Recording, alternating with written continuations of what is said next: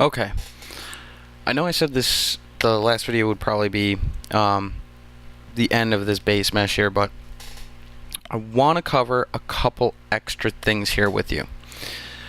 So I'm going to show you how to use a bend modifier. I'm going to show you soft select, and I'm also going to show you how to center pivot.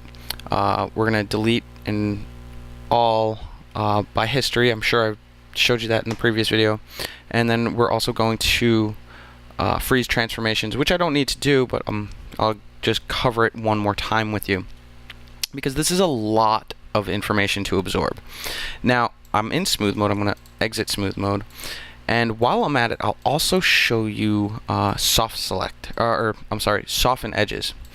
So the first thing you'll notice here is I have these really harsh, you can't see it as much, and you'll see it right here. You'll see these harsh edges that sort of pinch in these regions. And one thing we can do, you can do the entire object at once. If you highlight your object in object mode, you hold shift and hold right click and go to soften harden edges, and then do soften edge. And you'll notice some shading changed and so on and so forth, but you'll notice it's not pinching as hard. So I've just gone ahead and softened every edge here in this mesh, which makes it a little bit cleaner to look at in our normal mode versus our smooth mode. So our smooth mode still looks smoother, of course, because it kind of shows us a preview of if we were to subdivide this entire thing, which I'm going to show you also in this video. But the other thing is, just by doing that, it softens out these edges. Now, another thing I want to go ahead and cover with you is I'm going to delete all the history here in just a second. I could do it now and again later, just to sort of start to clean this thing up. And the other thing I want to cover with you right now is the soft select tool. So I'm going to enter edge mode, and I'm going to double click this edge, and hopefully it gets all of them. And it's going to stop at these triangle regions because it's the way the edge loops work. And I think I got them all going all the way through. Yep. And what I'm going to do is I'm going to press and just tap B. Now mine is set to about this size.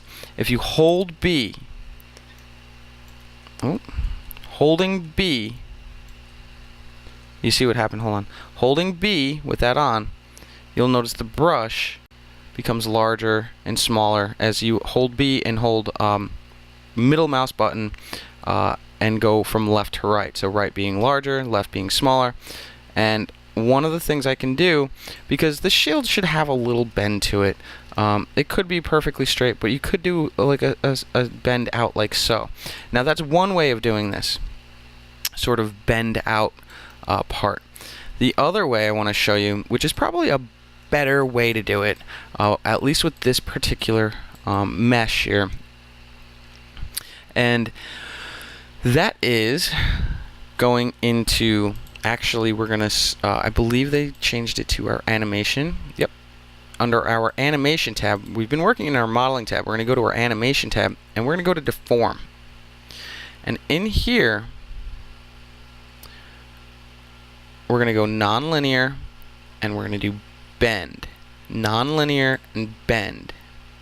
Now you'll see, I'm going to press 4, you'll see that this bend modifier is running directly down the middle. Go into your attribute editor and go to bend 1, and you'll notice your curvature in your attribute editor, bend 1, you'll notice it does some funny stuff. And you can animate this way also, but I'm going to show you a different way. I'm going to rotate this around,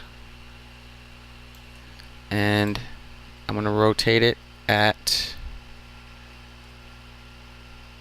I just want it to do, nope, not that one. Nope, not that one either. This way. So I want it to be horizontal. So on my z-axis, I rotated it at 90 degrees. Then I'm going to go to my bend. Ooh. So you'll see what's happening is still this similar weird wonky bend, right? And that's because I also need to rotate it, I believe it's on my y-axis, 90 degrees. And that's something you can't see because it's just a straight line. Now, if I go ahead and bend it, you'll see that it starts to get this proper bend going around that I was showing you. I'm going to go back into 5 mode, and you'll see it starts to bend all the way through. That's a little bit too much, too extreme, but something like 35 looks pretty decent, and you'll see I get that bend in there. You got a little weird display here. Maybe if I try to soften edge again, it'll do something. Not so much. We don't need to worry about that because I'm going to show you some other things. So once we have the bend that we like, I have just a subtle bend just to kind of give it a little emphasis, popping out somewhat. And I'm going to go ahead and I can delete this now because I don't actually need it. You can keep it in your file if you want, but I don't like to because let's just go ahead and say I want to move this. I accidentally move it out of the way. You'll see it totally bends your shape all wonky. So I just delete it when I don't need it. Ooh, doesn't work the same as it used to. So now I can just go ahead and here's another trick. So don't delete it. Do edit, delete all by type, and do history, and that's going to delete the bend modifier.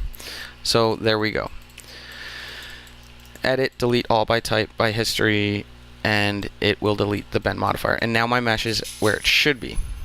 Now the other thing I want to do is I'm going to show you how to center pivot, modify, center pivot, and it'll center it. Mine just slightly adjusted.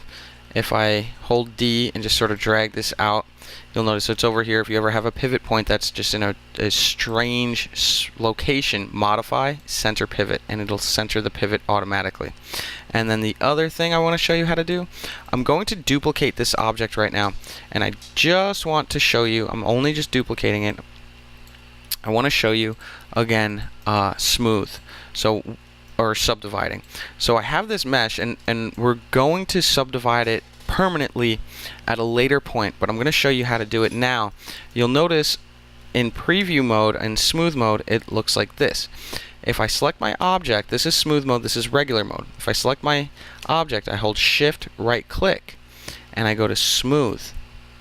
You'll notice it starts to take that same exact shape. It still has a little bit harder edges, slightly, but it's starting to project, and that's what this does.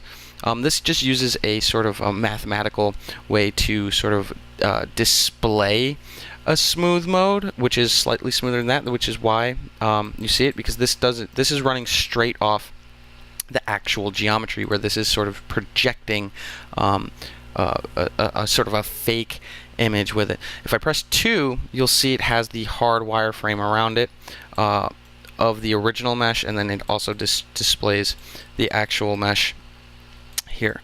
But I'm going to go into 3 mode, or in this case 1 mode, and you'll see the difference between the two. So this one's smooth, and you'll see the amount of geometry that it adds. It multiplies the amount of geometry you have by 4. So whatever geometry you have, multiply that by 4, and that's what you're going to end up with right here.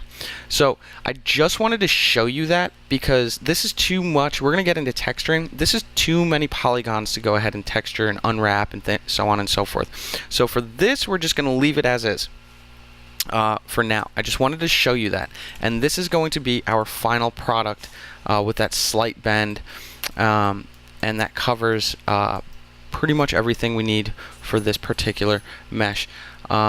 One last thing in case I need to, in case I did anything, because I know I duplicated it, and then I want to go ahead and rename it to Shield Mesh, and there we go.